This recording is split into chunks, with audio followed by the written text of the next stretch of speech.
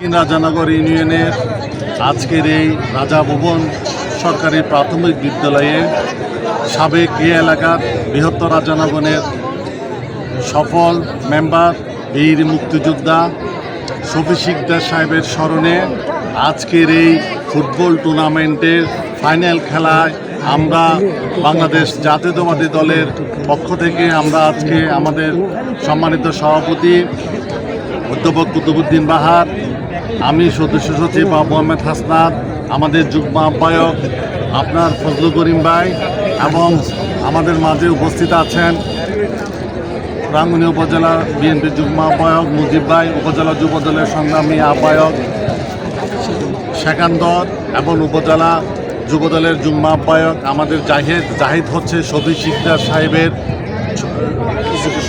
সন্তান। উনি আজকের এই খেলার আয়োজন করেছেন। আমি মনে করি এই সময়ে ক্রীড়ামোদী ভাইরা এগিয়ে এসেছেন, কারণ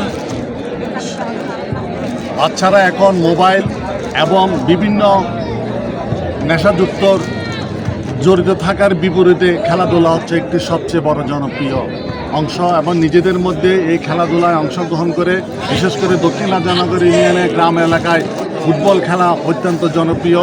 আমি আজকের এই শফি শিকদার সাহেবের স্মরণে ফুটবল খেলার শুভ উদ্বোধন ঘোষণা করছি।